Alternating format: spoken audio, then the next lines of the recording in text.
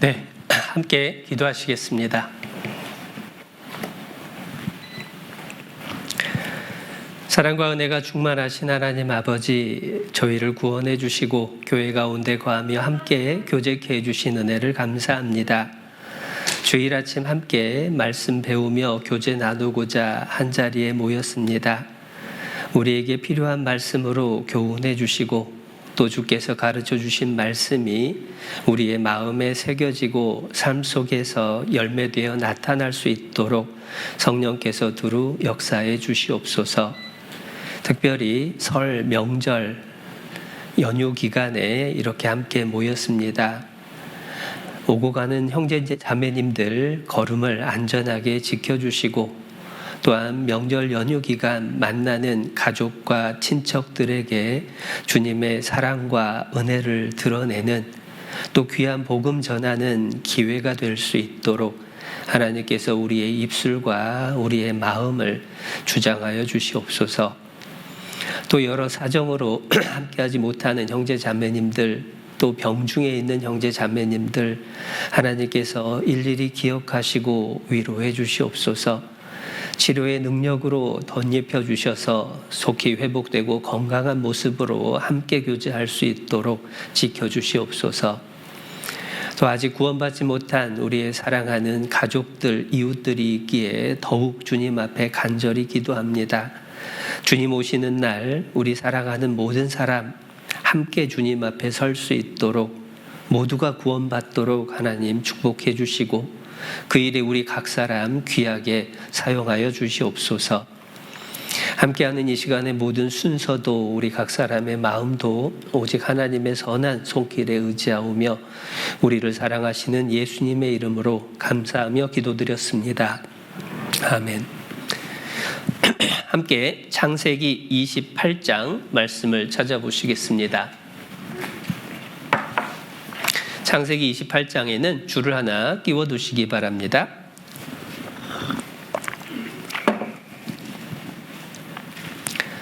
창세기 28장 10절부터 말씀을 제가 읽어드리겠습니다. 28장 10절. 야곱이 브엘세바에서 떠나 하란으로 향하여 가더니 한 곳에 이르러는 해가 진지라. 거기서 유숙하려고 그곳에 한 돌을 취하여 베개하고 거기 누워 자더니 꿈에 본즉 사닥다리가 땅 위에 섰는데 그 꼭대기가 하늘에 닿았고 또 본즉 하나님의 사자가 그 위에서 오르락 내리락 하고 또 본즉 여호와께서 그 위에 서서 가라사대 나는 여호와니 너의 조부 아브라함의 하나님이요 이삭의 하나님이라. 너 누운 땅을 내가 너와 네 자손에게 주리니 네 자손이 땅의 티끌같이 되어서 동서남북에 편만할지며 땅의 모든 족속이 너와 네 자손을 인하여 복을 얻으리라. 내가 너와 함께 있어 네가 어디로 가든지 너를 지키며 너를 이끌어 이 땅으로 돌아오게 할지라. 내가 네게 허락한 것을 다 이루기까지 너를 떠나지 아니하리라 하신지라. 16절은 함께 읽어보겠습니다. 야곱이 잠이 깨어 가로되 여호와께서 과연 여기 계시거늘 내가 알지 못하였도다. 네, 인사드리겠습니다. 안녕하십니까? 네, 반갑습니다. 네, 한 3분 정도만 반갑고 나머지는 별로 안 반가우신 거죠? 네, 내색을 해주는, 표현을 해주는 것이 또 서로에게 격려가 되는 일들을 경험합니다. 그래서 속으로 안 반갑더라도 그냥 반갑다고 앞에서 인사하면 같이 인사해 주시면 도움이 되리라 생각합니다. 방금 읽었던 말씀의 배경을 간단히 설명을 드릴게요. 이제 이삭의 쌍둥이 아들 야곱의 이야기입니다. 형이었던 에서가 받아야 될 장자의 축복을 너무나 사모했던 이 야곱이 팥죽 한 그릇으로 장자의 명분을 사들였을 뿐만 아니라 아버지의 축복을 실제로 받기 위해서 아버지와 형을 속였어요. 그리고 기어이 아버지 축복을 다 받아냅니다. 거기까지는 좋은 줄 알았는데 문제는 형이 그걸 알고 나서 아버지 돌아가시기만 해봐라, 내 잡아 죽이지 라고 하는 소리를 낸 것을 듣게 됩니다. 얼마나 무서웠을까요? 에서라는 사람은 들사람이고 사냥꾼입니다. 야곱이라고 하는 사람은 종용하고 집안에만 머물던 사람이에요. 우락부락한 형이 죽이겠다라고 하니까 겁이 덜컥 났을 겁니다. 어머니도 이제 이러다가 아들 둘 다 잃어버리겠다 걱정이 돼서 야곱을 외갓집으로 떠나보냅니다. 가서 거기에서 신부감을 데리고 오너라 라는 명분으로 이제 떠나보냈어요. 떠나보내는 길이 사실 가까운 길이 아닙니다. 외갓집까지 거리가 800km예요. 지금 명절이라서 대이동이 있다라고 하는데 서울, 부산이 한 300km 좀 넘는가요? 400km 좀 안 되나요? 이 정도라고 들었는데 아무튼 명절 떠나는 이동도 쉽지 않은데 800km 걷는 되는 거리를 이제 혼자서 걸어서 가야 됩니다. 한 번도 부모님 떠나서 혼자 여행해 본 적도 없는 야곱이 광야길을 혼자 갑니다. 그것도 먼 길을 갑니다. 가다가 얼마나 힘들었을까. 더더군다나 처음 가보는 길이죠. 혼자 가는 길이죠. 밤은 어두워졌죠. 잠을 자려고 이제 주변을 살피는데 뭐 집이라고 하는 건 형체도 없지요. 그래서 돌 하나를 베개 삼아서 누워서 잠을 청하고 있는 겁니다.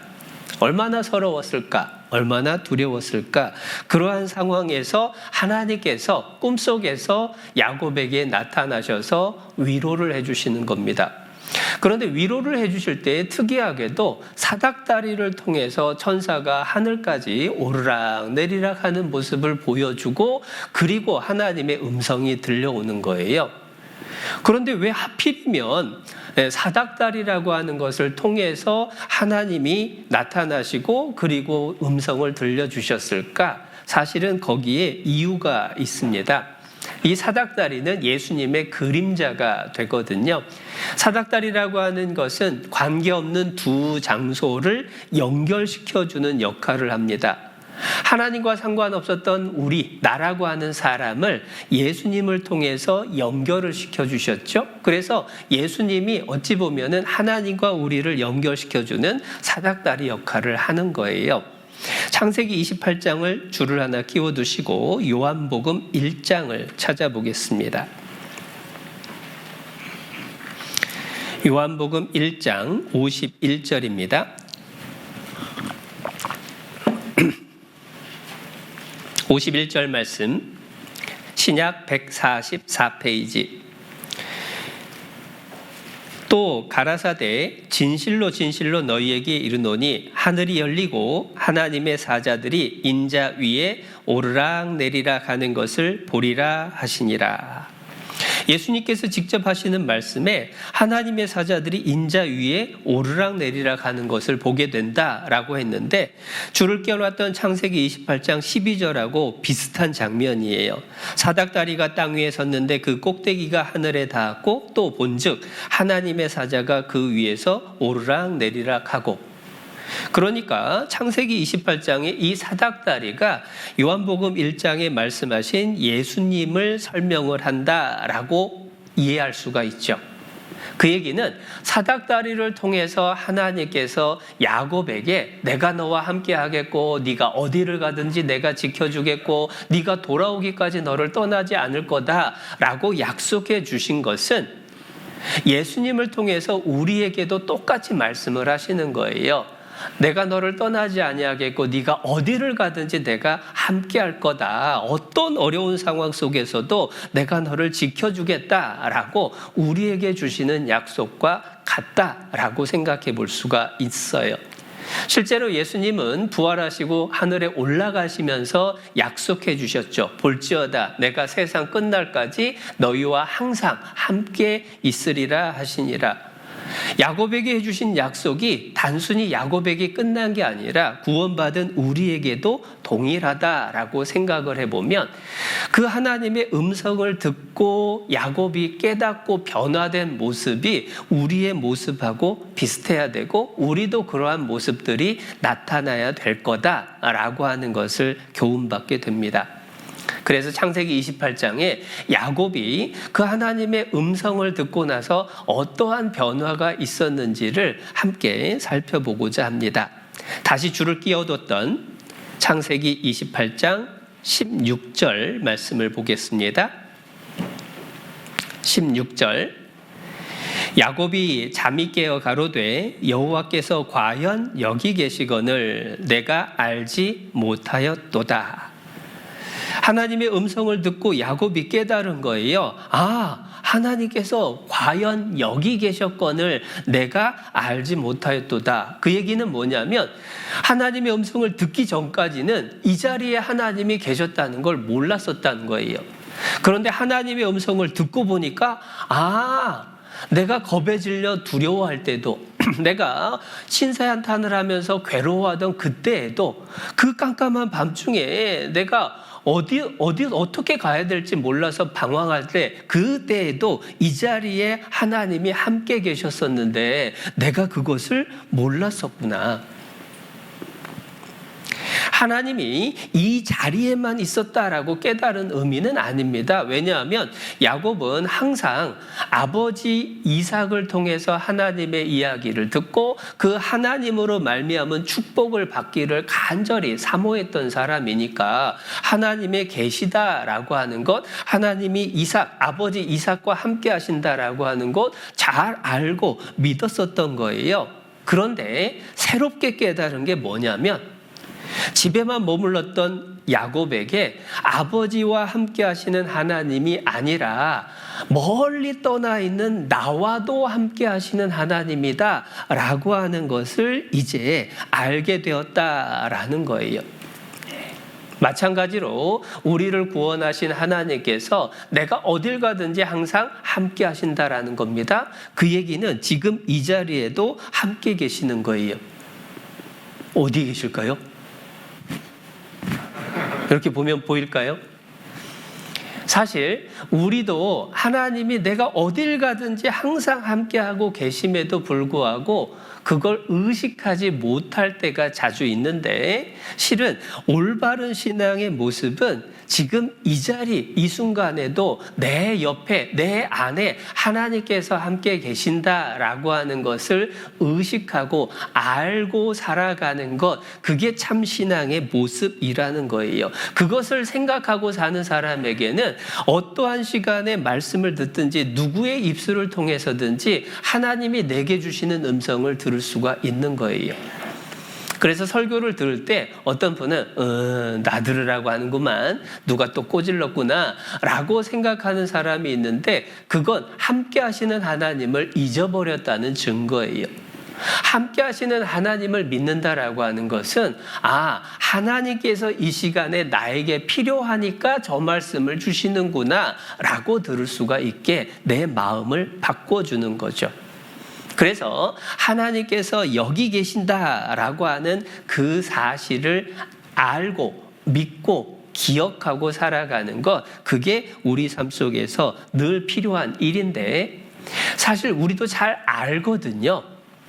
그런데 왜 잊고 살까? 야곱도 알았었을 텐데 왜 새삼스럽게 여호와께서 과연 여기 계시거늘 내가 알지 못했었다라고 고백을 할까? 그 알지 못했다라는 표현은 실은 하나님이 그 자리에도 계신다라는 걸 지식적으로 몰랐다라는 의미라기보다는 하나님이 나와 진짜 함께 계신다라는 걸 경험하지 못했다라고 하는 표현이 더 정확할 거예요. 무슨 얘기냐면 히브리서에서 히브리어로 알다라고 하는 표현으로 야다라고 하는 단어를 씁니다. 그런데 그 야다라고 하는 단어는 경험으로 알다라고 하는 의미가 들어있는 거예요. 그래서 아버지에게서 듣고 알았던 그 하나님의 임재, 동행이 아니라 내가 실제로 보고 듣고 경험하는 하나님과의 동행을 이제야 알게 됐다라는 거죠. 실제로 우리도 그러한 차이가 있다라는 것을 성경을 읽다가 보면 알게 됩니다.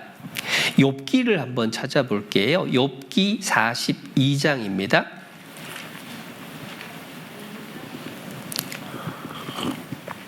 구약성경 803페이지 욥기 42장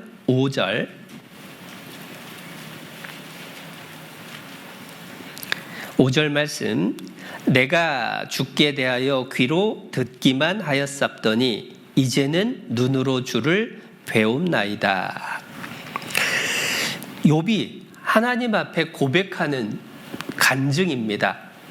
원래 욥은 하나님을 잘 섬겼던 사람이고 하나님이 욥과 같은 믿음을 가진 사람을 네가 본 적이 있느냐라고 사단에게 물었던 그 정도로 믿음이 대단했던 사람인데, 이 욥이라고 하는 사람이 자기의 모든 재산을 다 잃고 자기의 자녀들을 다 잃고 심지어 아내에게도 비난을 당하고 친구들로부터 책망을 받고 그러한 과정을 거치면서 하나님을 더 알아가고 또 하나님의 음성을 직접 듣고 나서 이제 고백하는 거예요.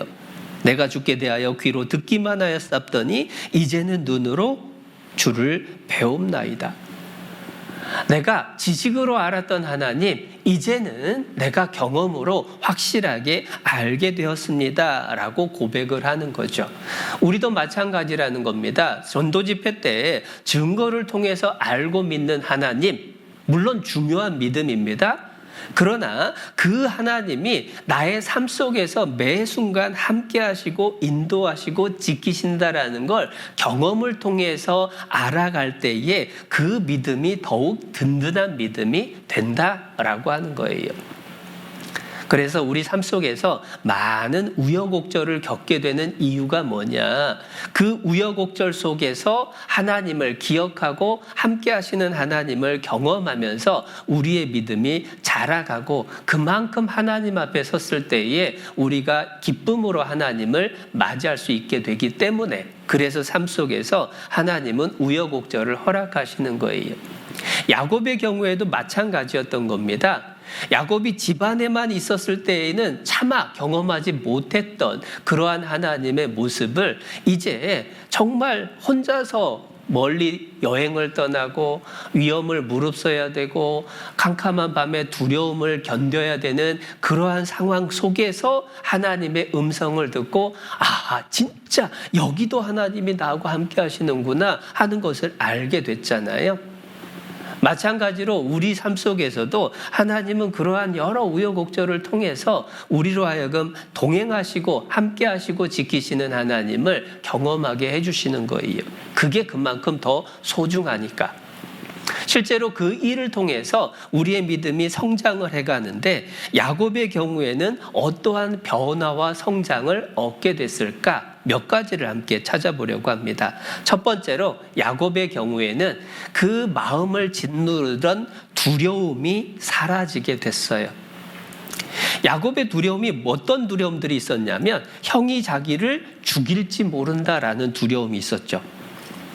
그리고 장막에만 지내던 자기가 혼자서 800km 먼 길을 떠나야 되는 막연한 두려움이 있었을 겁니다. 거기에다가 광야라고 하는 곳에 일행도 없이 혼자 가는 두려움이 있습니다. 그리고 캄캄한 밤이 돼가지고 누구를 알아볼 수도 없는, 어딘지도 알기도 어려운 그런 두려움이 생겼던 거예요.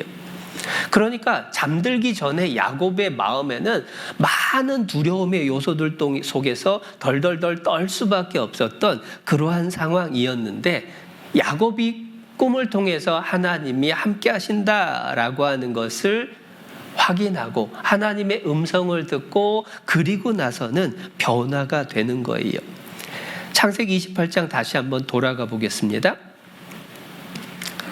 야곱에게 하나님이 주신 약속이 어떠한 약속이었는지 28장 15절, 내가 너와 함께 있어 네가 어디로 가든지 너를 지키며 너를 이끌어 이 땅으로 돌아오게 할지라. 내가 네게 허락한 것을 다 이루기까지 너를 떠나지 아니하리라 하신지라. 하나님께서 13절부터 14절까지는 축복을 아버지 이삭과 할아버지 아브라함에게 주었던 축복을 너에게 반드시 이루어 주겠다라고 약속하시고, 당장에 15절에서는 지금 당장 그 두려움과 위기 속에 있는 야곱과 함께 하신다라고 말씀을 해주시는 거예요. 그러니까 마음속에서 얼마나 든든했을까. 두려움에 덜덜 떨면서 잠이 들었는데 꿈속에서 하나님의 음성을 듣고 잠이 깬 거예요. 그리고 그 꿈속에서 하나님이 들려주셨던 그 음성이 생생하게 기억이 나는 겁니다. 내가 너를 떠나지 않겠다고, 너와 함께 하겠다고, 어디를 가든지 너를 지키겠다라고. 그러니까 마음 안에서 얼마나 든든했을까. 두려움이 사라지는 그러한 경험들을 했을 겁니다. 그리고 고백한 게 함께 읽었던 말씀이에요. 여호와께서 과연 여기 계시거늘 내가 알지 못하였도다. 그 고백을 하는 이유가 뭐냐면 하나님이 함께 계시는데 내가 괜히 떨고 걱정했네? 그 마음을 고백하고 있는 거예요. 그렇기 때문에 혼자 가는 길 아직 먼 길을 더 가야 됩니다. 그런데 이제 그러한 걱정이 사라지는 거예요. 맹수가 다 자기를 공격해오면 어쩔까 하는 두려움? 그것도 걱정할 필요가 없습니다.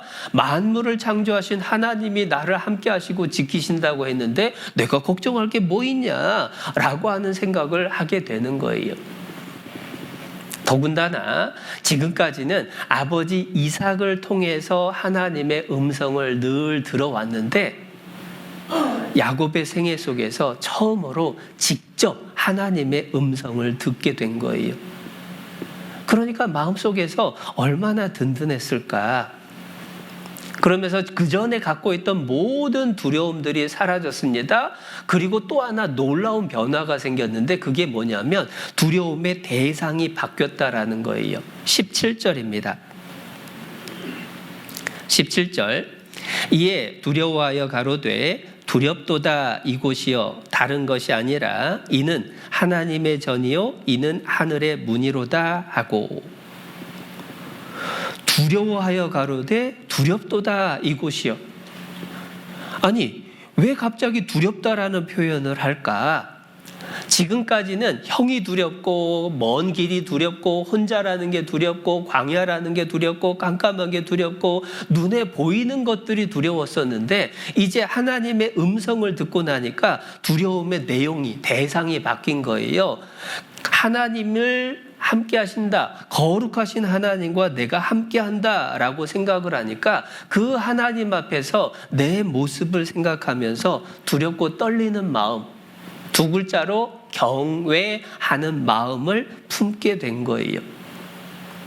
그리고 그 경외하는 마음을 가지고 살아가는 것을 신전의식이라고 표현을 하기도 합니다. 거룩하신 하나님 앞에 내가 하루하루를 살아가는 그 모습을 항상 생각하는 거죠. 여러분 생각해 보세요. 하나님이 지금 내 옆에서 함께 계신다라고 한다면 내가 말을 함부로 할 수 있을까요? 내가 행동을 함부로 할 수 있을까요? 얼마나 조심하게 될까? 야곱이 그러한 하나님에 대한 두려움을 갖게 된 거예요. 그러니까 함께 하시는 하나님을 체험하게 되니까 변화되는 게 눈에 보이는 게 두려워지는 게 아니라 보이지 않는 하나님이 함께 하신다라는 데에 대한 두려움을 갖고 삶의 태도가 바뀌는 거죠. 그러한 삶 속에서의 변화를 경험한 사람들이 성경의 위인들 가운데서도 참 많이 있어요. 왜냐하면 이 세상을 살아가는 동안에는 누구나 두려울 만한 상황들, 걱정할 만한 상황들이 많거든요. 그렇기 때문에 하나님께서는 서로 사랑하라 라고 하는 명령보다 두려워하지 말라 라고 하는 말씀을 더 많이 해주셨어요. 그런데 우리가 두려워하지 않을 이유가 뭐냐? 그 근거에 대해서는 항상 하나님이 반복해서 말씀해 주시는 것이 내가 너와 함께 하겠다라고 하는 약속인 거예요. 모세에게도 그렇게 말씀을 하셨습니다. 떨기나무 불꽃 가운데에서 모세를 부르셨어요. 애굽으로 돌아가서 내 백성 이스라엘을 건져내라 라고 하나님께서 말씀을 하시니까 모세가 대답을 합니다. 내가 누구간데 바로에게 가며 내가 누구간데 이스라엘 자손을 이끌어내리겠습니까? 아이고 나는 못합니다. 겁나서도 못하고 능력도 없어서 못하고. 그러한 모세에게 하나님이 해주신 말씀은 딱 한 가지예요. 하나님께서 가라사대 내가 정녕 너와 함께 있으리라. 그러니까 너는 가라. 여호수아에게도 마찬가지입니다. 이스라엘의 두 번째 지도자죠. 모세가 죽고 나서 온 이스라엘을 이끌고 가나안을 정복해야 되는 막중한 임무를 받았습니다. 얼마나 심중에 부담이 컸겠어요. 전쟁을 앞두고 있다. 전쟁을 겪어보신 분들은 하나같이 얘기합니다. 무슨 일이 있어도 전쟁은 없어야 된다고, 있어서는 안 된다고. 그만큼 끔찍한 일이 전쟁이죠. 그런데 여호수아는 이제 수많은 전쟁을 이끌어야 돼요. 그러니 얼마나 두려움이 많겠습니까? 그러한 여호수아에게 하나님이 또 말씀하시죠. 두려워 말며 놀라지 말라. 네가 어디로 가든지 네 하나님 여호와께서 너와 함께하리라 하시니라. 여호수아에게도 그 두려움 속에, 부담감 속에 짓눌렸을 여호수아에게도 하나님이 위로해 주신 말씀은 한 가지예요. 내가 너와 함께한다. 걱정하지 마라. 두려워 말라. 그리고 여호수아가 온 이스라엘을 이끌고 가나안을 정복을 하게 되죠. 사사기에 보면 기드온이라는 사람에게도 똑같이 말씀을 하십니다. 큰 용사여 여호와께서 너와 함께 계시도다라고 나타나시니까 기드온이 전혀 아니라고 부인을 합니다. 내가 무슨 큰 용사입니까? 나는 숨어가지고 타작을 할 정도로 겁쟁인데, 뿐만 아니라 하나님이 우리와 함께 계시면 우리 민족이 왜 이렇게 고생을 하고 살아야 됩니까? 라고 반문을 하자 다시 반복해서 말씀을 해주시는 건 이유 하나 설명할 것 없이 내가 너와 함께한다 라고 반복해서 말씀을 해주셔요. 하나님이 함께 하신다라는 것을 확인하자 기드온이 용감해졌습니다. 그래서 300명을 데리고 미디안의 대군을 물리쳤던 거예요.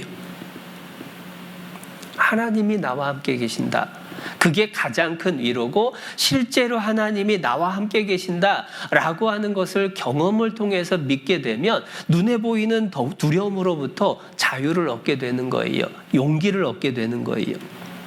그런데 그것을 보기 위해서는 사실 우리 마음의 눈이 열려야 됩니다. 실제로 두려움의 상황 속에서 변화를 경험한 대표적인 사건을 한번 찾아볼게요. 열왕기 하 6장입니다.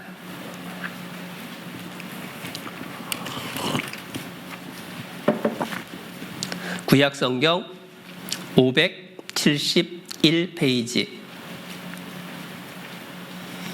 열왕기하 6장 15절입니다. 6장 15절. 하나님의 사람의 수종드는 자가 일찍이 일어나서 나가보니 군사와 말과 병거가 성을 에워쌌는지라. 그 사환이 엘리사에게 고하되 내 주여 우리가 어찌하리이까. 아람 나라 사람들이 엘리사 선지자를 붙잡으려고 군대를 보내서 성을 완전히 겹겹이 포위를 했습니다.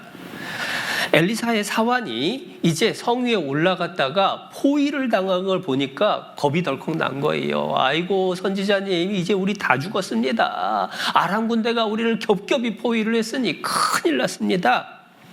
그때의 엘리사의 대답이 16절이에요. 16절. 대답하되 두려워하지 말라. 우리와 함께한 자가 저와 함께한 자보다 많으니라 하고 기도하여 가로되 여호와여 원컨대 저의 눈을 열어서 보게 하옵소서 하니 여호와께서 그 사환의 눈을 여심해 저가 보니 불말과 불병거가 산에 가득하여 엘리사를 둘렀더라. 사환의 눈을 하나님이 열어주시니까요, 안 보이던 게 보인 거예요. 처음에는 적들이 자기를 포위하고 있는 것만 보였는데 하나님께서 그 눈을 열어주니까 그 적들 주위에 하나님의 군대가 포위를 하고 있는 게 보인 겁니다. 그러니까 마음이 바뀐 거예요. 좀 전까지만 해도 아이고 나 죽었네 라고 겁에 질려있던 이 선지자의 사환이 눈이 열리고 나니까 어떻겠습니까? 니들 이제 다 죽었어 하면서 마음이 담대함을 얻게 되죠. 함께 하시는 하나님을 볼 수 있는 눈이 열렸을 때에 두려움이 사라지고 눈에 보이는 것으로부터 자유함을 얻게 되는 거예요. 예수님께서 부활 승천하실 때에 제자들의 심정도 비슷했을 겁니다. 3년 반 따라다녔던 예수님, 십자가에서 죽으시고 부활하셨습니다. 그때 기쁨이 얼마나 컸었겠어요. 그런데 그 예수님이 이제 하늘로 올라가신다는 겁니다. 다시는 이 살아있는 동안에 볼 수 없는 상황이 벌어진 거예요. 또 얼마나 두려웠겠어요. 그런데 그러한 제자들에게 예수님의 약속이 마태복음 28장 20절 말씀이죠. 세상 끝날까지 내가 너희와 항상 함께 있을 거라고. 그 함께 하시는 주님을 믿고 십자가에 거꾸로 못 박혀 죽기도 하고 칼에 맞아 죽기도 하고 목이 잘려 죽기도 하고 그러한 것들을 담대하게 이겨나갈 수가 있었던 거예요. 왜냐? 하나님이 함께 하시니까. 나를 위해서 죽기까지 하셨던 예수님이 나와 함께 하시니까 그게 가장 큰 위로가 되는 겁니다. 밤늦게 깜깜한 시골길을 산길을 지나가야 된다. 더군다나 달빛도 없고 깜깜하다라고 한다면 대부분의 경우에 덜덜덜덜 떨리는 마음들이 생겨납니다. 그런데 누군가 옆에 있다라고 하면 마음에 괜히 든든함이 있죠. 그런데 어떤 분은 그런 얘기를 하더라고요. 요즘은 밤길에 누가 옆에 있으면 더 무섭대요.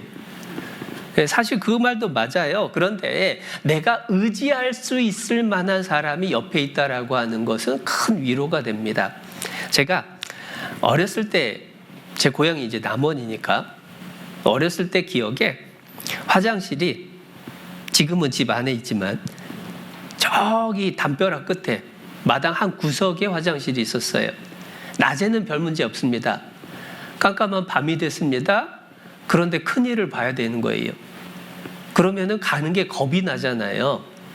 그래가지고 누군가한테 이제 같이 가자라고 합니다. 그런데 절대로 형들한테는 같이 가자고 안 해요. 형들은 같이 가자고 했다가는 오히려 더 무서워져요.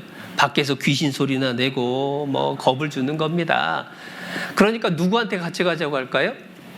어머니. 엄마 나랑 같이 가죠. 그런데 화장실 안에 들어가서는 또 창피하니까 문을 닫긴 닫아요. 그런데 문을 닫으면 엄마가 안 보이죠. 그럼 어떻게 하죠? 엄마 소리라도 내죠. 노래라도 불러줘. 그런데 진짜 신기한 건 뭐냐면 눈에 안 보이지만 그 음성이 들리면, 엄마 목소리가 들리면 두려운 게 하나도 없어요. 하나님이 나와 함께 하신다. 내 눈에 보이면 더 좋겠죠. 그러나 하나님이 눈에 직접 보이지 않을지라도 그 하나님의 음성을 내가 들을 수가 있다면, 그렇다면 두려움이 사라지는 거예요. 얼마든지 이길 수 있는 겁니다. 그러한 하나님의 음성이 말씀으로 우리에게 주어졌고 그것이 우리 마음속에서 기억이 날 때에 그렇지 라고 내 눈앞에 펼쳐진 걱정거리나 두려움을 얼마든지 하나님이 풀어주신다라고 하는 담대함을 얻게 되는 거예요. 시편 23편도 찾아보겠습니다.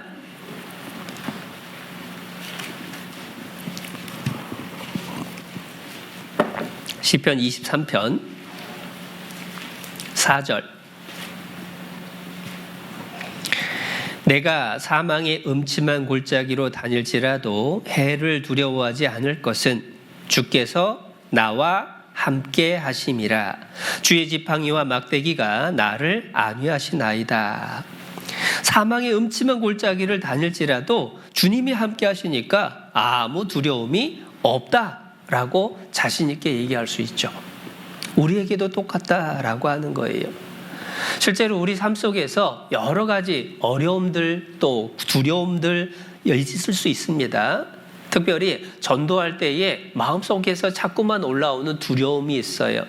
핍박을 받는 것에 대한 두려움, 나하고 관계가 깨질 것 같은 두려움. 그런데 그러한 두려움을 능히 이길 수 있게 해주는 것도 하나님이 함께 하신다는 것에 대한 믿음이라는 거예요. 스데반 집사님은 전도를 하다가 돌에 맞아 죽게 됐습니다. 얼마나 아팠을까? 죽음의 순간에 무슨 생각이 들었을까? 사실 여러 가지 상상을 해보게 되는데 놀라운 것은 사도행전에 기록되어 있는 순교하시는 스데반 집사님은 자기에게 돌을 던지는 이스라엘 백성들을 향해서 하나님께 용서를 구하는, 그들을 용서해달라고 기도하는 모습으로 순교를 하셔요. 그런데 그렇게 할 수 있던 배경이 뭐냐? 돌에 맞으면서 하늘을 쳐다봤는데 거기에 예수님께서 서서 손을 벌리고 스데반을 향해서 맞아주시는 모습을 보게 된 겁니다. 그러니까 지금 계속 돌이 날라와요. 여기저기가 깨지고 피가 터집니다. 육신적으로는 얼마나 그 고통이 컸을까 싶은데 놀랍게도 주님을 바라보는 순간에 그 아픔은 온데간데 없이 사라지고 마음속에서 자기에게 돌 던지는 사람들의 운명을 생각하고 불쌍해지는 거예요. 그리고 저들의 죄를 용서해달라고 기도를 합니다.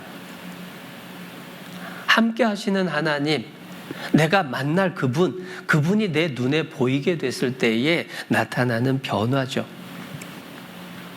구원받지 않은 사람들 속에서 나 혼자 구원받은 사람으로서 나는 구원받았습니다, 나는 하나님을 믿습니다 라고 선언을 해야 될 때에도 괜히 마음속 한구석에서 올라오는 불안함, 두려움들이 있을 때가 있습니다.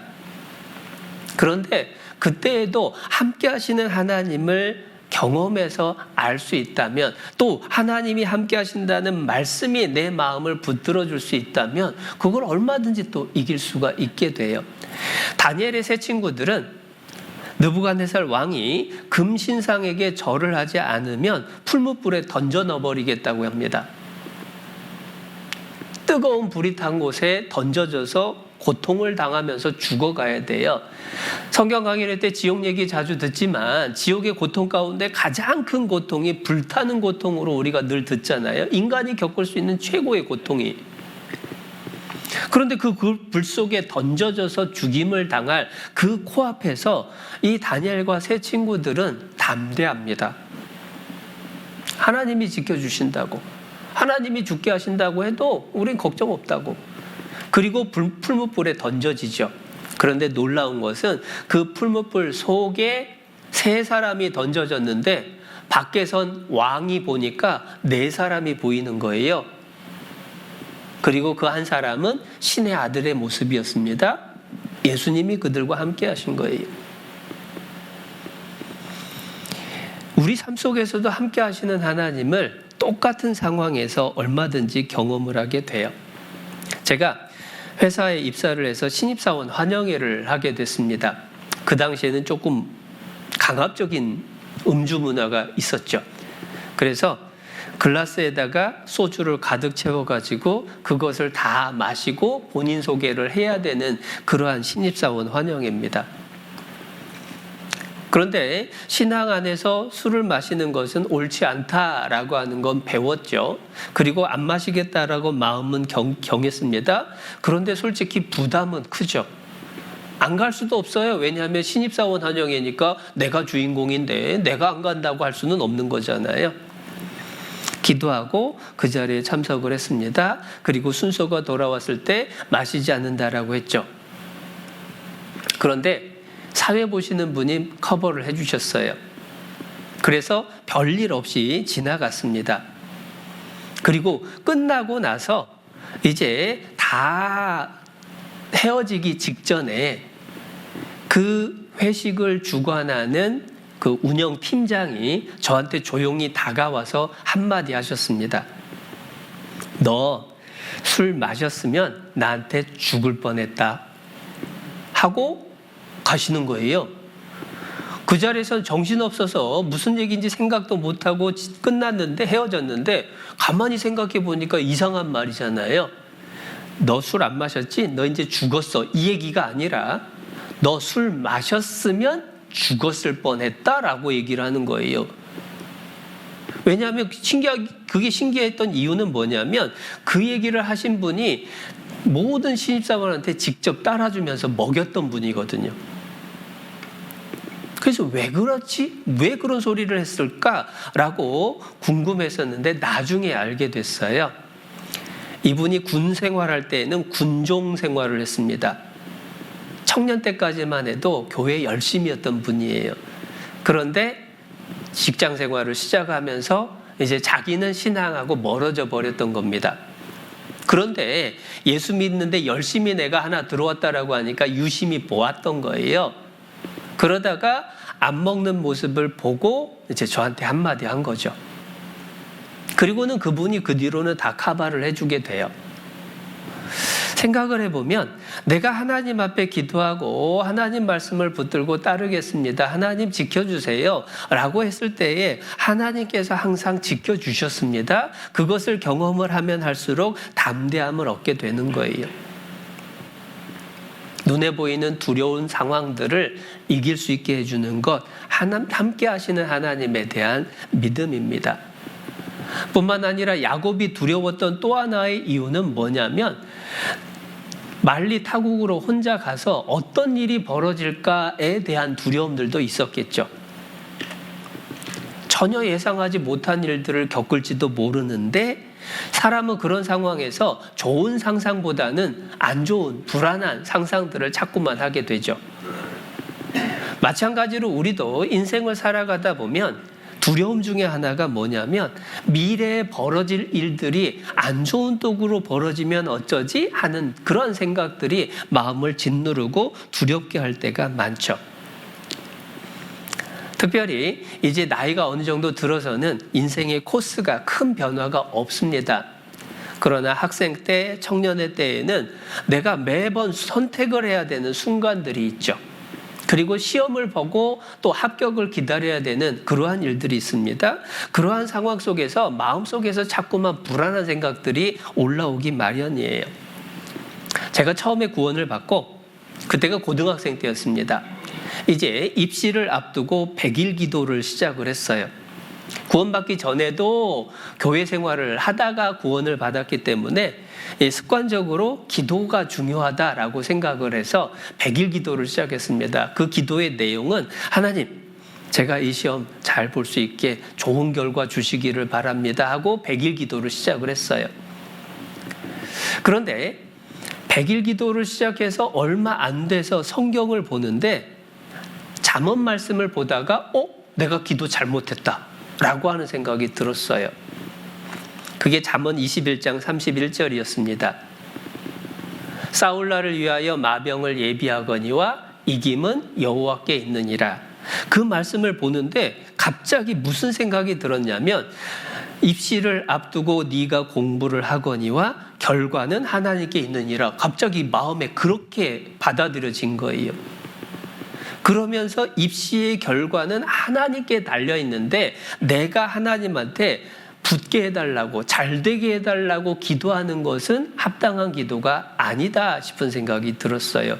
그리고 기도하면서 바뀐 게 뭐냐면 하나님, 제가 마지막 순간까지 최선을 다할 수 있게 도와주세요. 그리고 어떠한 결과가 주어지든 하나님께 감사함으로 받을 수 있게 제 마음 지켜주세요 하고 기도가 바뀌었습니다.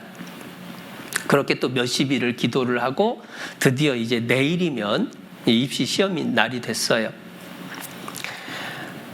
입시 예비 소집을 위해서 학교에서 모여서 이제 같이 다음 날 있을 일들에 대해서 쭉 지도를 받고 그때 대전에서 시험을 보게 됐었거든요. 그래서 동기들하고 같이 대전에 가서 전날 예비 소집하고 모든 학생들이 여관 하나를 통째로 빌려가지고 거기서 이제 1박을 하고 다음날 시험을 보는 일정이었습니다.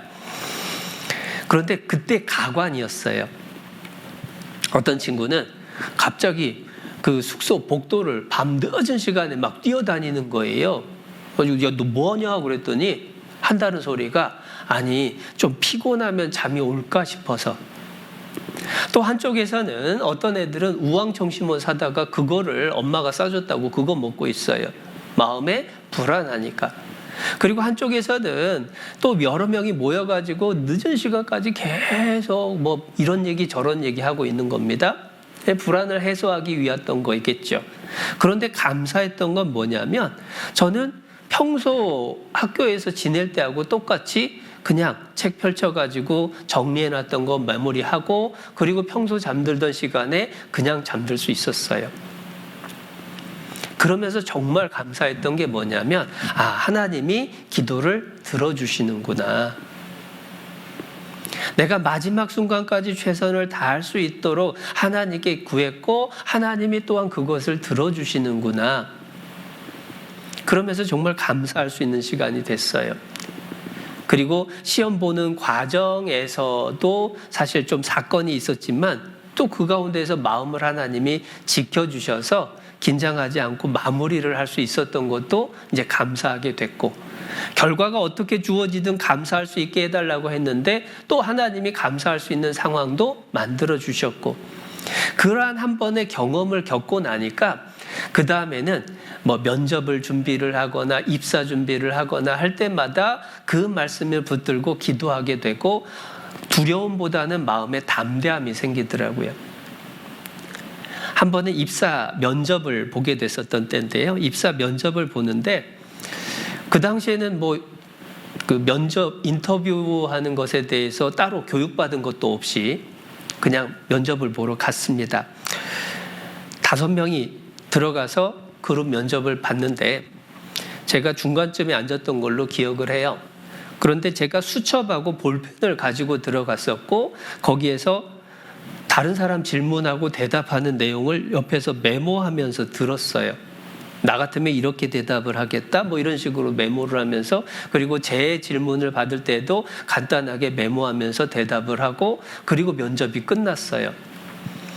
끝나고 나왔는데 옆에서 면접을 보던 처음 보는 사람이 저한테 와가지고 무슨 배짱이냐고 그렇게 묻는 거예요. 그래서 아니 왜요? 그랬더니 아니 면접을 보는데 수첩 꺼내가지고 적는 사람이 어딨냐고. 그래서 그러면 안 되는 거냐고. 제가 그렇게 할 수 있었던 이유는 뭐냐면 내가 할 수 있는 최선을 나는 다해야 되는 거지.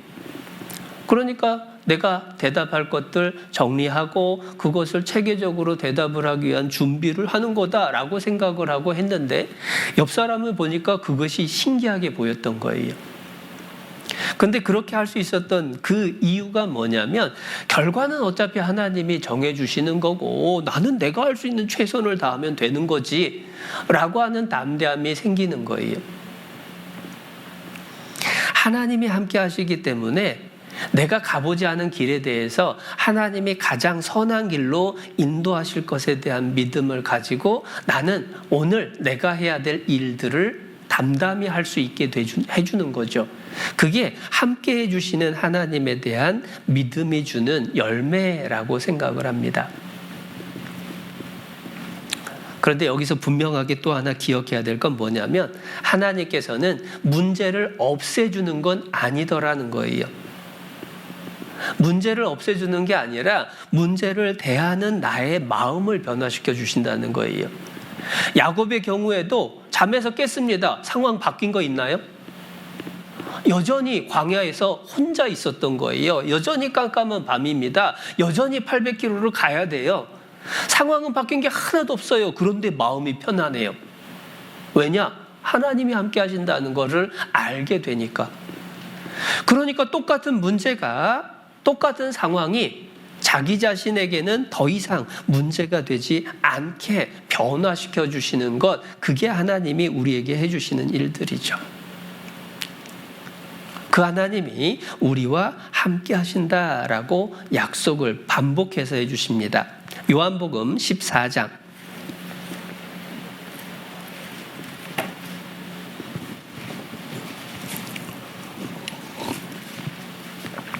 요한복음 14장 16절. 내가 아버지께 구하겠으니 그가 또 다른 보혜사를 너희에게 주사 영원토록 너희와 함께 있게 하시리니. 성령 하나님께서 영원히 우리와 함께 하신다고 약속해 주셨죠. 20절입니다. 그 날에는 내가 아버지 안에 너희가 내 안에 내가 너희 안에 있는 것을 너희가 알리라. 하나님이 나와 함께 하신다라고 하는 것을 알고 경험하는 그러한 때가 있어야 된다는 거죠. 청년 때 어떤 형제가 군대 갔다가 군대에서 이제 청년회 앞으로 편지를 한 통 보내왔습니다. 형제자매들이 위문 편지 보내고 이제 답장이 교회로 온 거예요. 그런데 그 내용 중에서 지금도 기억이 나는 한 대목이 뭐냐면, 제가 대전에서 청년 때 신앙생활을 했는데 그 편지에 이렇게 기록되어 있더라고요. 대전에서 함께 하시던 하나님이 여기에서도 함께 하심을 느낍니다 라고 이렇게 편지의 내용이 쭉 있었는데 그 한 대목이 기억이 나요. 이제 뭐 한 30년 전에 군 생활하면은 좀 험한 모습들도 많았겠죠. 강압적인 분위기도 많았겠죠. 그러나 그 속에서도 하나님이 함께 하신다라는 것들을 느낀다라고 하는 그 형제의 편지가 너무 인상적이고, 그래 맞아 라고 하는 마음으로 지금까지도 기억이 나요.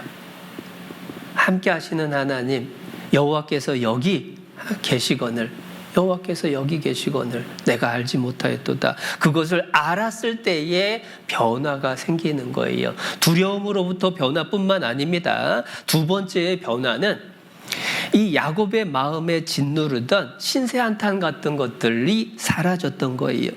낙심이나 원망이나 불평이나 이런 게 사라지는 겁니다. 무슨 얘기냐면, 야곱의 현재 상황을 생각해 보면 따뜻한 집, 엄마의 품, 거기서 떠났어요.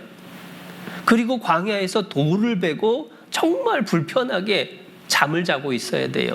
그런데 마음속에서 생각을 해보면 형은 지금 뭐하고 있을까? 형은 하나님의 축복은 받지는 못했지만 지금 자기 집에서, 편안한 집에서 부인을 셋을 데리고 그러고 그냥 발쭉 뻗고 자고 있는 거 아니에요? 그걸 생각을 해보면, 아니 나는 이거 뭐지? 아니 하나님의 축복을 받게 됐다라고 하나님 약속해 주셨는데 내 지금 상황은 도대체 이게 뭐지? 라고 하는 게 얼마나 마음에서 눈물 나고 속상했을까. 그런데 우리도 가끔 그럴 때가 있다라는 겁니다.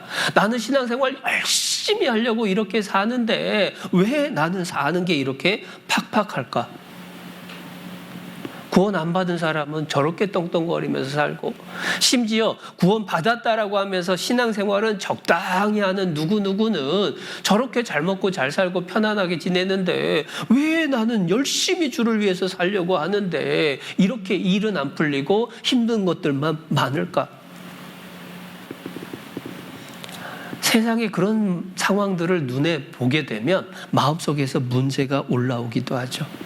때로는 주변 사람들하고 비교를 하면서 내 마음에 문제가 생기는 때도 있을 수 있습니다. 야곱이 그럴 만한 상황에 놓여 있었던 거예요. 그런데 하나님께서 꿈에서 나타나셨죠. 그리고 처음 아버지를 통해서 주어진 축복을 다시 이루어 주겠다라고 하나님께서 말씀을 해주시는 겁니다. 눈앞에 보이는 상황 속에서 진짜 내가 복받은 사람 맞나? 고민이 될 때에 하나님의 음성이 들려오는 겁니다. 내가 약속했던 그 축복 반드시 너한테 이루어질 거다. 그러니까 마음속에서 원망과 불평, 신세한탄, 남과의 비교라고 하는 것들이 올라왔다가도 그것이 싹 사라지는 그러한 경험들을 얻게 되는 거예요. 아, 하나님이 함께 하시고 하나님이 이루어 주신다. 하나님이 지금도 내 곁에 계셔서 나의 형편을 다 아실 뿐만 아니라 내가 기도하는 그 모든 기도에 응답하시고 반드시 이루어 주시는 분이다. 그런데 지금 당장 눈앞에 이해 안 되는 상황 때문에 내가 불평할 수는 없지라고 하는 것들을 알게 되는 거죠. 빌립보서 4장을 찾아보겠습니다. 빌립보서 4장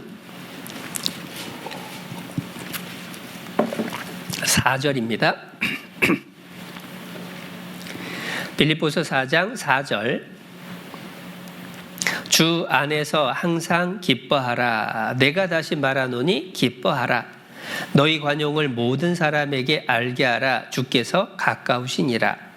아무것도 염려하지 말고 오직 모든 일에 기도와 간구로 너희 구할 것을 감사함으로 하나님께 아뢰라. 그리하면 모든 지각에 뛰어난 하나님의 평강이 그리스도 예수 안에서 너희 마음과 생각을 지키시리라.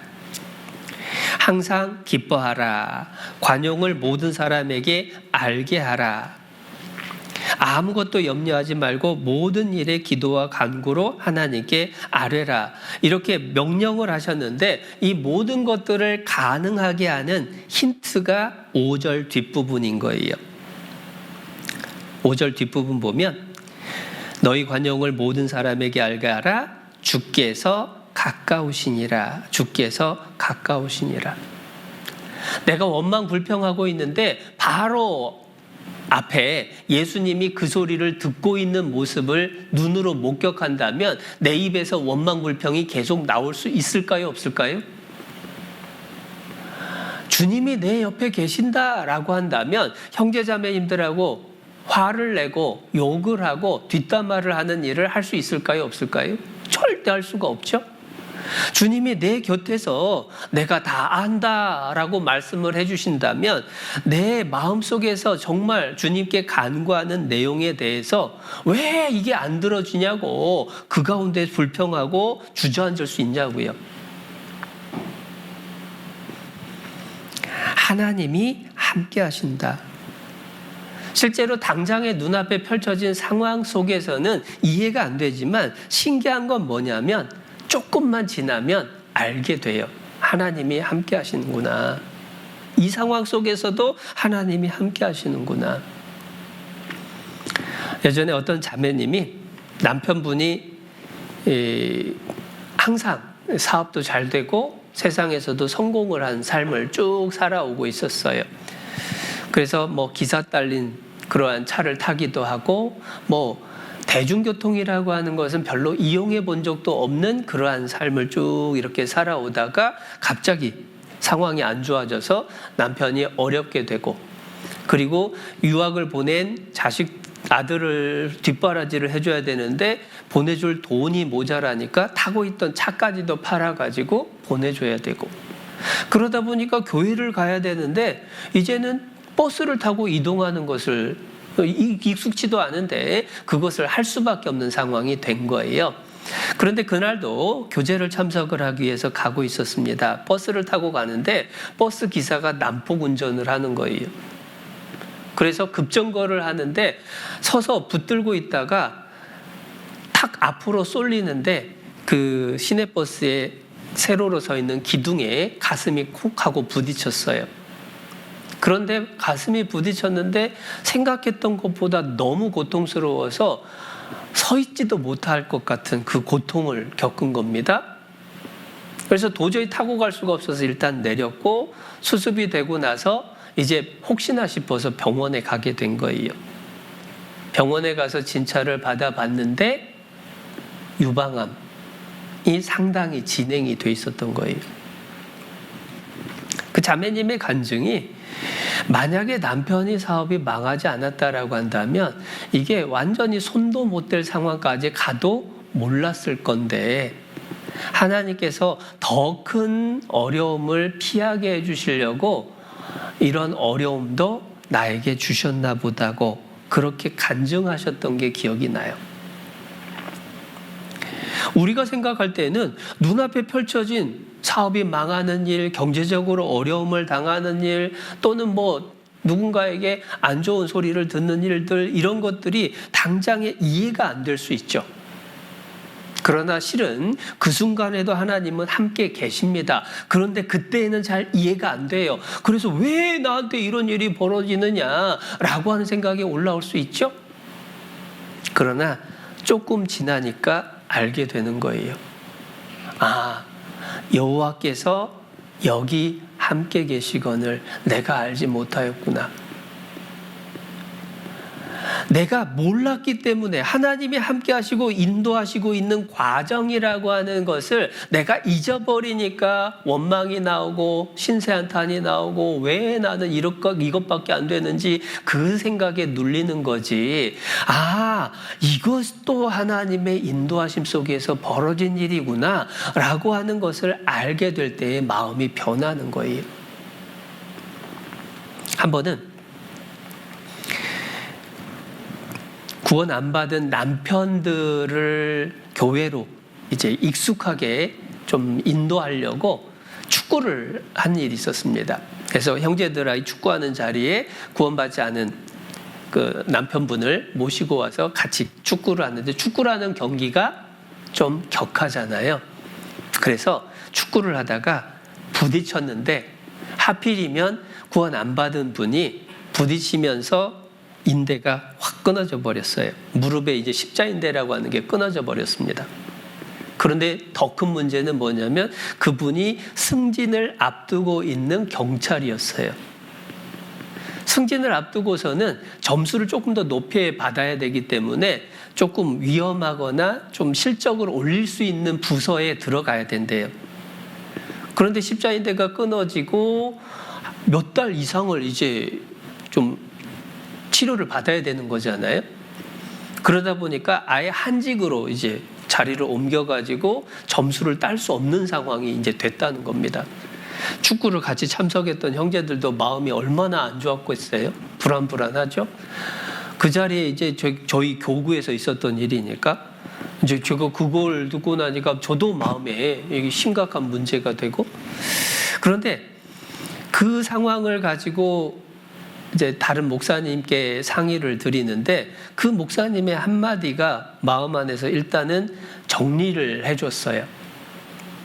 그분이 뭐라고 얘기를 해주시냐면, 아니 그때 그분이 만약에 사고가 없었다라고 한다면 혹시나 강도를 쫓는 일을 하다가 칼에 찔려버리시면 구원도 못 받고 죽을 수도 있는 거 아니냐.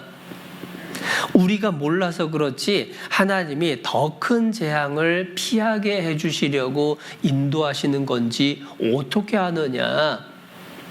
불평할 게 아니라 기도하라고. 그런데 그 말씀을 듣는데 마음 안에서 그렇지라고 하면서 마음의 정리가 되고 기도가 되더라고요. 그러면서 그분이 믿음을 한 번 더 생각하게 됐어요. 우리는 당장의 눈앞에 펼쳐진 이해 안 되는 상황에 초점이 항상 쉽게 멈춰 있는데, 진짜 신앙이라고 하는 것은 눈앞에 보이는 상황 옆에 그 뒤에 계시는 하나님을 볼 수 있는 것, 그게 진짜 신앙이죠. 야곱도 눈앞에 펼쳐진 상황이 전부가 아니라 그 상황 너머에 계시는 함께 하시는 하나님을 볼 때에 그 마음속에 생겼던 많은 문제들이 자연스럽게 풀리고, 내가 그걸 몰랐구나 하고 받아들일 수 있게 변했잖아요. 우리 삶 속에서도 항상 그게 반복이 된다라는 거예요.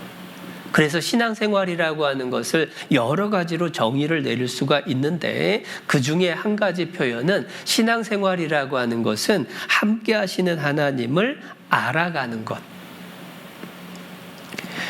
나를 구원해 주신 하나님만이 아니라 구원 이후에 나와 함께 하시는 하나님을 경험을 통해서, 말씀을 통해서, 간증을 통해서 우리가 알아가는 것. 그게 신앙생활인 거예요. 그리고 그러한 것들을 알아가면서 우리의 마음속에서 담대함이 생기고, 우리의 마음속에서 감사가 생기고, 두려움과 원망, 불평 같은 것들이 사라지게 되는 거예요. 가끔은 마음을 짓누르는 것 중에 하나가 뭐냐면, 왜 나의 가족들은 이렇게도 전도가 안 될까? 어떤 집은 한 사람 구원받더니 1년도 안 돼가지고 온 집안 다 구원받는 가족도 있는데 왜 우리 집은 10년이 넘었어도 20년이 넘었어도 아직도 전도가 안 될까라고 하는 생각을 하게 되면 낙심도 올라오고, 때로는 자책하고 원망하는 마음도 생길 수가 있죠. 그러나 가만히 생각해 보면 과연 무엇이 진짜 나에게 축복일까? 전도가 더딜기 때문에 내가 애타하고 눈물 흘리고 하나님께 매달리고 더 많은 기도를 올렸던 그 시간이 하나님 앞에 갔을 때 더 큰 칭찬과 영광으로 바뀔 수 있겠죠. 당장에 다 이루어지는 것이 축복이 전부가 아니라는 겁니다. 하나님이 나에게 가장 좋은 길로 인도해 주시는데 눈앞에 보이는 것 때문에 그 하나님의 인도하심을 잊고 산다면 우리는 신앙생활에서 뒷걸음질 치는 게 되는 거예요. 그래서 야곱이 경험했던 것처럼 하나님이 함께 계시는데, 하나님이 나에게 축복을 약속해 주셨는데 그분이 나를 지키시기로 했으니까 나는 내가 하나님이 명하신 일들에 순종하면 되지 하고 묵묵히 그 길을 걸어갈 수 있는 것, 그게 신앙의 모습이라는 거죠. 뿐만 아니라 야곱이 함께 하시는 하나님을 경험하고 나서 변화된 또 하나가 뭐냐면 자기 꾀를 붙들고 살았던 삶에서 하나님을 의지하고 사는 삶으로 바뀌기 시작했다라는 거예요. 야곱은 얼마나 꾀가 많았었냐면 사냥 갔다가 배고파하는 형을 팥죽 한 그릇을 주면서 장자의 명분을 샀습니다. 뿐만 아니라 아버지의 축복을 받기 위해서 이제 어머니하고 작전을 세워가지고 형인 것처럼 꾸며가지고 아버지의 축복을 다 받아냈습니다. 그런 모습들을 보면은 자기가 목적한 것을 이루기 위해서 얼마나 머리가 팽팽 돌아가는 사람인지 그것을 분명하게 알게 되죠.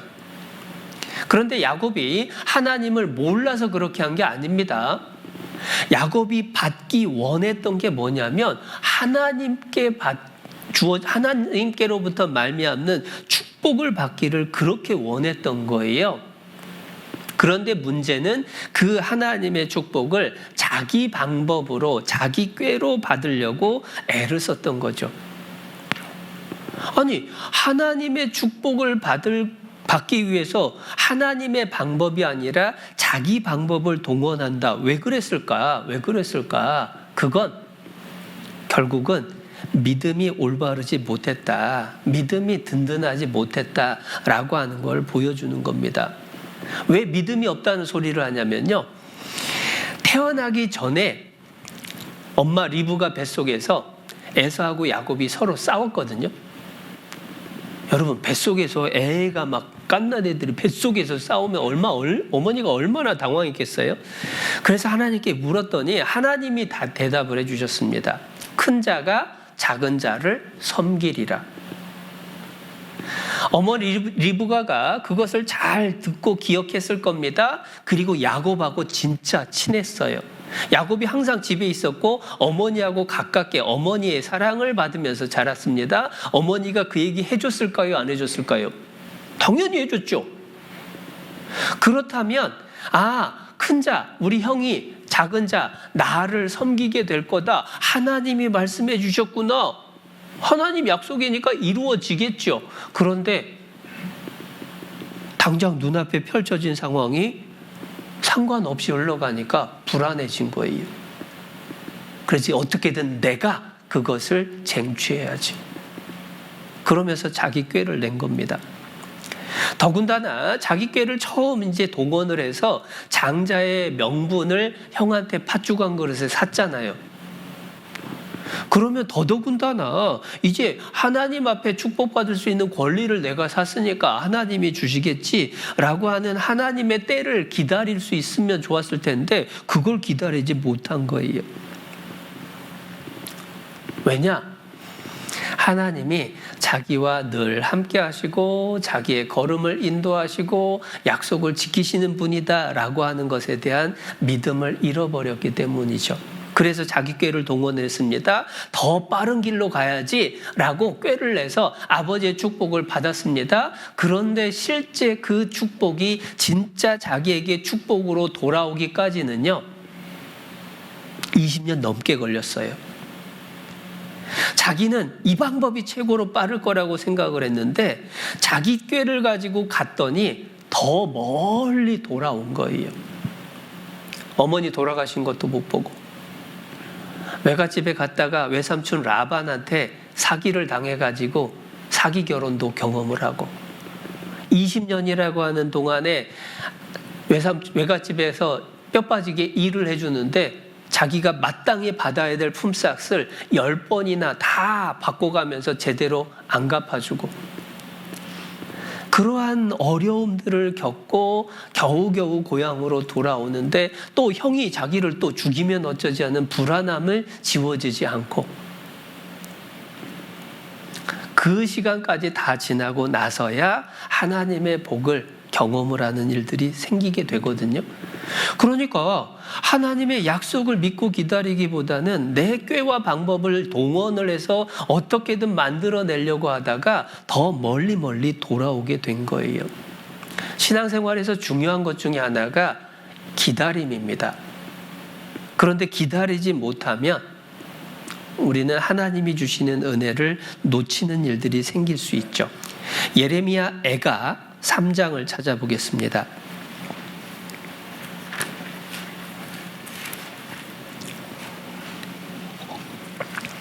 구약성경 1146페이지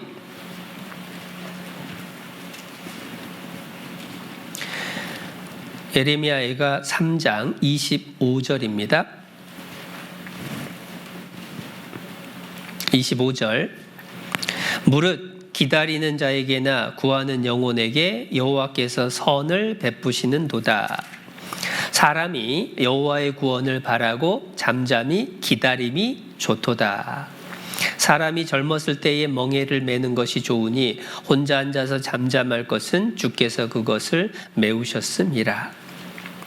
잠잠히 기다리는 것이 좋다. 하나님이 인도하시는 길, 하나님이 이루실 것을 기다리고 그 길을 묵묵히 따라가는 것, 그것이 실은 최선인 거예요. 그런데 야곱은 그걸 못 기다린 겁니다. 자기 꾀를 가지고 어떻게든 만들어 보려고 했죠. 그렇게 자기 꾀를 붙들고 사니까 하나님이 어떻게 하시냐면 자기 꾀로 안 되는 상황을 만들어 주시는 거예요. 무슨 얘기냐? 자기 꾀로 아버지 축복을 받으려고 다 동원을 해서 결국 아버지 축복을 받았다 싶었는데 고향을 떠나게 됐어요. 외갓집을 향해서 가야 됐어요. 혼자서 그 먼 길을 아무도 없이 돌베개 베고 누워서 잠을 청하면서도 야곱의 마음속에서는 이걸 어떻게 풀어야 되지? 내가 이거 어떻게 해결을 해야 되지? 온갖 걱정 근심 속에서 고민을 하고 꾀를 내려고 애를 쓰고 있었을 거예요. 그런데 하나님의 음성이 들렸죠. 더 이상 자기 힘으로 안 되는 상황이 됐을 때 하나님의 음성이 들린 겁니다.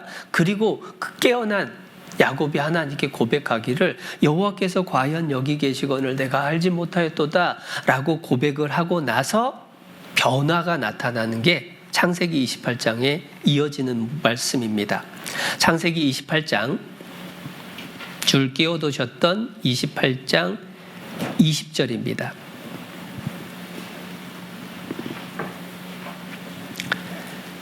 20절 말씀 야곱이 서원하여 가로되 하나님이 나와 함께 계시사 내가 가는 이 길에서 나를 지키시고 먹을 양식과 입을 옷을 주사 나로 평안히 아비 집으로 돌아가게 하시오면 여호와께서 나의 하나님이 되실 것이요 내가 기둥으로 세운 이 돌들이 하나님의 전이 될 것이요 하나님께서 내게 주신 모든 것에서 10분 1을 내가 반드시 하나님께 드리겠나이다 하였더라. 야곱이 서원 기도를 하는 겁니다. 하나님께 간절히 기도하게 된 거예요. 자기 꾀로 뭐든지 다 풀어보려고 했는데 이제는 안 되는 상황입니다. 그러니까 하나님께 더 간절히 기도하는 사람으로 바뀐 거예요. 그 서원하는 내용들도 쭉 방금 읽었던 내용처럼 내가 뭐든지 다 다 쥐려고 했던 것에서 모든 게 하나님 겁니다 라고 고백하는 사람으로 바뀌었죠. 그러면서 11조에 대한 모습도 나와요. 11조는 이스라엘 나라에서 레위 지파를 먹이기 위해서 12지파에서 10분의 1씩 다 각주를 하라, 그러한 의미로 주신 율법이 아닙니다. 원래 11조는 모든 것이 하나님의 소유다라고 하는 것을 고백하는 표시가 11조예요. 그리고 그 11조를 가지고 이스라엘이 이제 나라를 이룬 이후로는, 출애굽 이후에는 하나님의 제사를 담당한 레위 지파를 이제 그 생계를 책임지는 수단으로 사용을 한 거지, 이 레위 지파의 생계를 감당하기 위해서 11조를 만든 게 아닌 거예요. 가끔 오해하시는 분들이 있는데 11조의 개념은 모든 게 하나님께로 왔기 때문에 다 하나님 겁니다 라고 하는 믿음의 표현인데, 그것을 보여준 야곱의 모습이 여기 나오죠. 그렇게 자기 꾀를 붙들고 살았던 야곱이 이제는 하나님께 기도하는 사람으로 바뀌게 된 거예요. 그리고 그러한 모습이 이후에 야곱의 삶을 보면은 조금 이어지는 모습을 발견을 합니다. 어떻게 할 수 있냐면요, 야곱이 외삼촌 집에 도착을 했습니다. 그런데 외삼촌이 더 대단한 사람이죠. 그래서 야곱이 사랑했던 라헬이라고 하는 사람하고 결혼하려고 7년을 열심히 일을 해줬는데, 막상 결혼하고 첫날 밤 지나고 눈 떠보니까 라헬이 아니라 언니 레아가 누워있는 거예요. 사기 결혼을 당했습니다.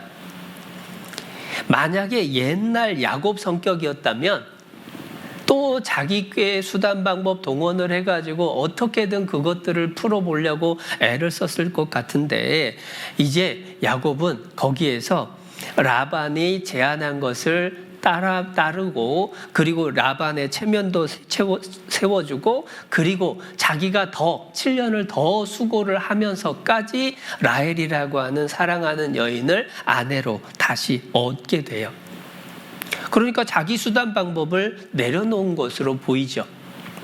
그리고 20년이라고 하는 기간 동안에 이 라헬의 외삼촌 라반의 집에서 일을 했는데, 외삼촌이 10번이나 품삯을 갖다가 자꾸 바꿔버리는 겁니다. 제대로 안 쳐주는 거예요. 옛날 같았으면 그걸 어떻게든 자기가 꾀를 내가지고 다 빼냈을 것 같은데, 신기하게도 야곱이 바뀌었어요. 그래서 외삼촌 라반에게 이제 삼촌이 10번이나 품삯을 바꿨는데 이럴 줄 없는 거 아니냐, 하나님이 나한테 갚아주실 건데 이제 방법을 정하자 하면서, 양이나 염소에서 점박이나 아롱진 것들이 태어나면 그건 내가 갖고 나머지는 전부 삼촌이 가지시라고. 그랬더니 외삼촌 라반이 어떻게 하냐면요, 모든 양떼에서 점박이 있거나 아롱진 얼룩진 것들은 싹 가져다가 이 야곱한테서 뺏어서 멀리 떨어뜨려 놔요. 그리고 야곱이 돌보는 양이나 염소는 다 문이 없는 것들만 남겨놓은 겁니다. 그 얘기는 뭐죠? 라반이 야곱한테 그래도 주기 싫다는 거예요.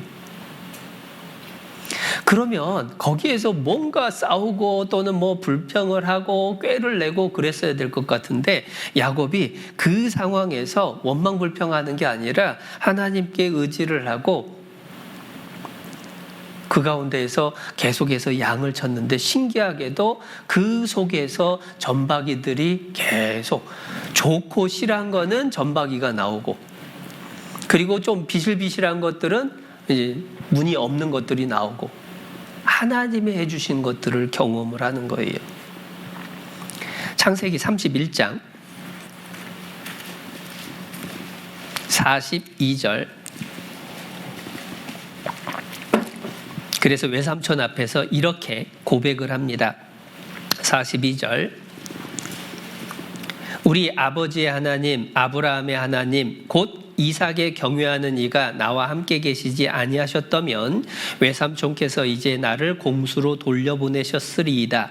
많은 하나님이 나의 고난과 내 손의 수고를 감찰하시고 어젯밤에 외삼촌을 책망하셨나이다.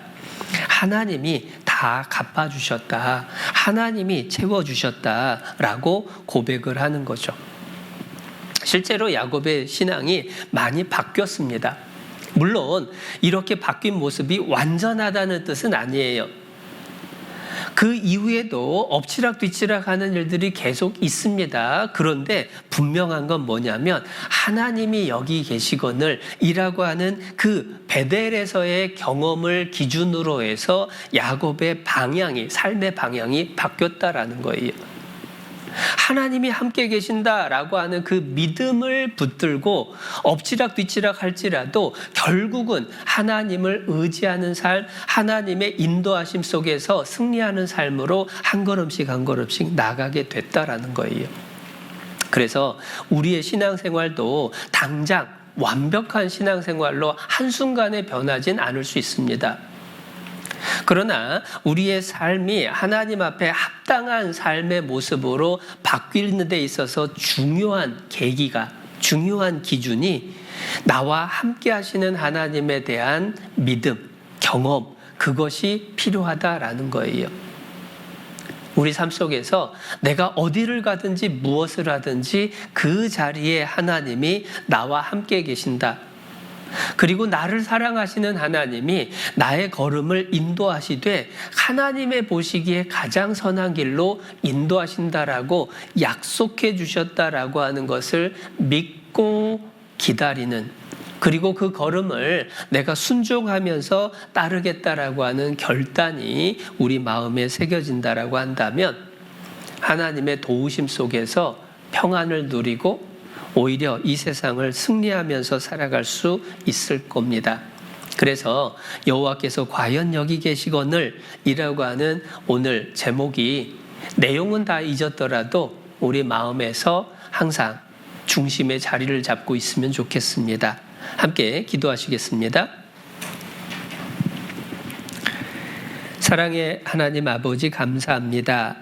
우리를 구원해 주셨을 뿐 아니라 우리와 늘 항상 어디나 함께 해주심을 듣고 믿고 감사를 드립니다.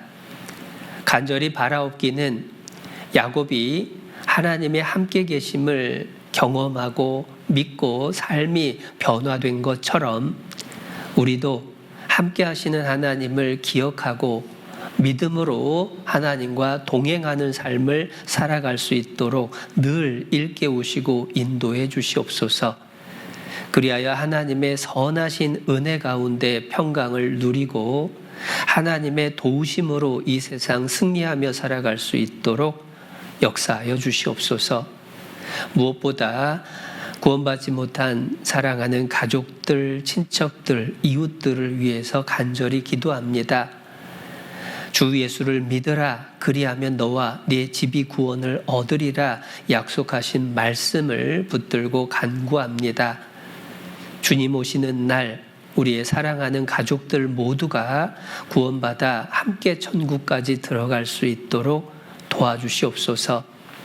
그 일을 주께서 이루시는 데에 우리 각 사람 귀하게 사용해 주시고 주님의 선하신 뜻 가운데에 순종하며 담대히 증거하고 끝까지 기다릴 수 있도록 우리의 마음도 지켜주시옵소서. 명절 맞아 만나는 가족들, 친척들 앞에서 더욱 주님의 사랑과 은혜를 드러내며 복음을 전할 수 있는 귀한 기회 되도록 하나님께서 함께해 주시길 바라며 우리를 사랑하시는 예수님의 이름으로 기도드렸습니다. 아멘.